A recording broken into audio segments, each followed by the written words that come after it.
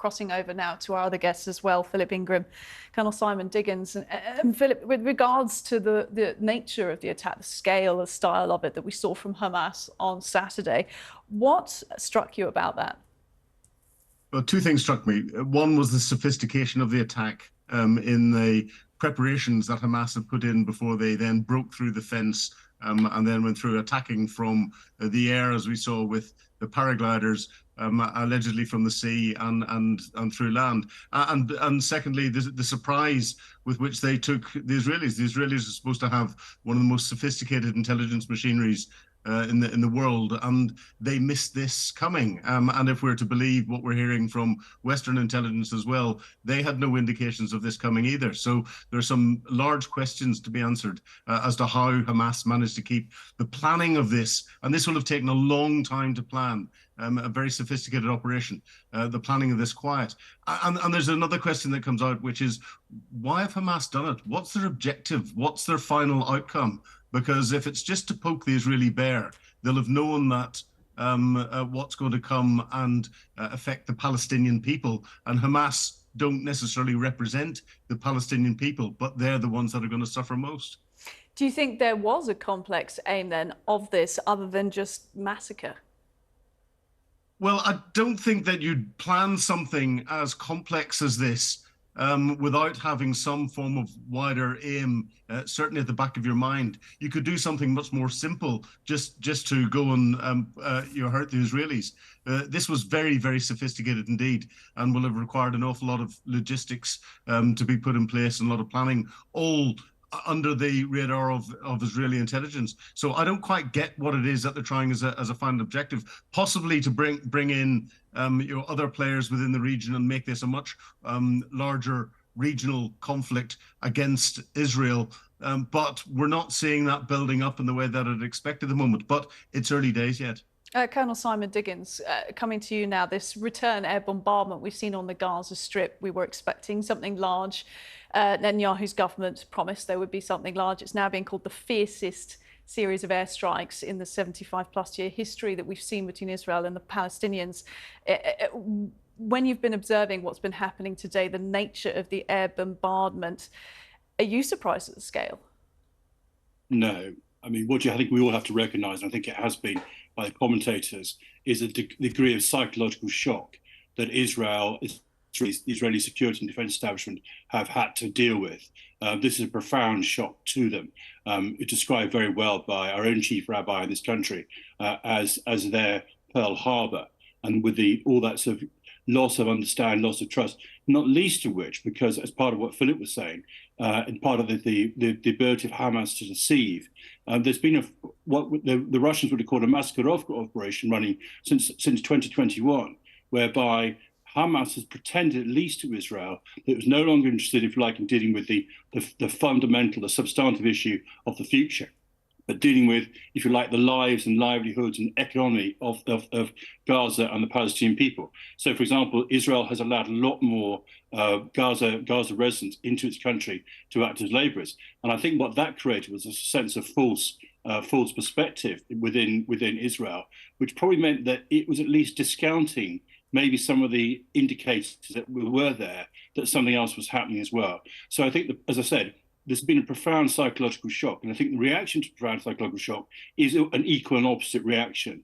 And that's what's happened, not least of which the sheer barbarity, absolute barbarity of the way in which Hamas carried out its attacks, again, has shocked and dismayed everybody around the world.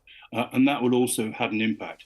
So I don't think at the moment the Israelis are necessarily thinking, okay, we need to be very careful here. At the moment, they're just trying to stop this, because whilst they may have secured the area, by the sound of it, the spokesman today said they'd actually cleared southern Israel and there are no Hamas fighters left within Israel's borders. Hamas is continuing to conduct rocket attacks into Israel. So they would see that part of the containment, and that containment is not yet complete, hence the violence of the air attacks. Dr. Nevin, you're listening in on that from the studio. You've spoken before about war crimes being committed. Sometimes it takes a period of conflict for people to step back and analyse and assess the war crimes. Can you say with confidence then that this is happening? Yes, I mean, the news that the information that is coming up, we saw basically war crimes, certainly actions that included mass killings of civilians. It should be described and could be easily described and classified as a war crime. Also, the indiscriminate bombing of the urban area, that Gaza is an urban area with a huge number of civilian casualties. Again, we can describe it as a war crime. And we need more information, of course, to be very specific with the type of crime that has been committed, but clearly both sides, both Hamas and the State of Israel, are indiscriminately attacking civilians and fighters on the opposing sides. Therefore, the problem will be how justice could be brought, whether it could be brought at all, because what we have International Criminal Court with a selected number of countries that actually signed to it. Then Hamas, it's a non-state actor. Therefore, how we can judge the responsibility of the non-state actor in the international arena and before some international court? We can see plenty of restrictions to it. And then the leading powers in the world, they are not signatories or they didn't ratify the statute, Rome Statute that set up the International Criminal Court.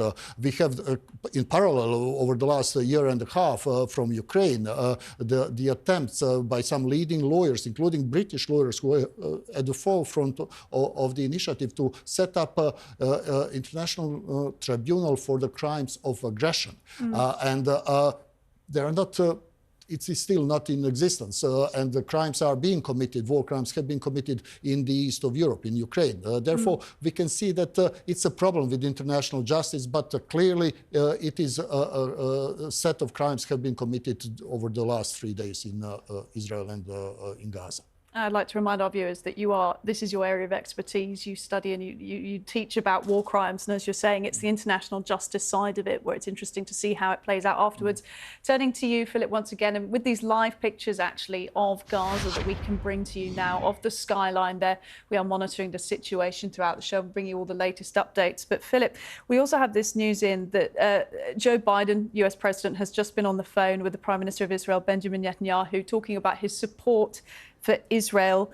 It's been very clear from Western powers here in the UK as well, from our own Prime Minister Rishi Sunak, that the support is absolutely unwavering for Israel right now. So in terms of that, how do you think that is going to gear the way the conflict goes in the coming days, if at all? Well, I think there's a couple of things that'll come into it. There's a diplomatic umbrella that'll be put around Israel to try and protect it in, as Simon described, the shock action that they're having to take initially to get in. Going back to the discussion about war crimes, it's the proportionality that's in there, and attacking civilians, which are purely civilian targets, is definitely a war crime without a doubt. However, if you've got what Hamas is doing, where they're deliberately putting their military headquarters, their ammunition dumps, their other military material into civilian buildings where there are civilians, the Israelis are providing those buildings with warnings to say, get out, before they then attack them. Now, the people have got nowhere to go. So we're in a subjective area of semantics where it's going to be very difficult to try and define how you can describe proportionality, and proportionality against what Israel is trying to achieve as an objective themselves as they try to attack into Hamas. If they're trying to destroy Hamas completely, then we haven't seen anything yet, and it's shocking. And unfortunately, it's the people of Palestine, or the Palestinian people, who are going to suffer most. And we have to recognize that Hamas does not represent the Palestinian people. The Palestinian civilians out of there are innocents who, a lot of them have got very good relations with Israelis. They have been working inside Israel.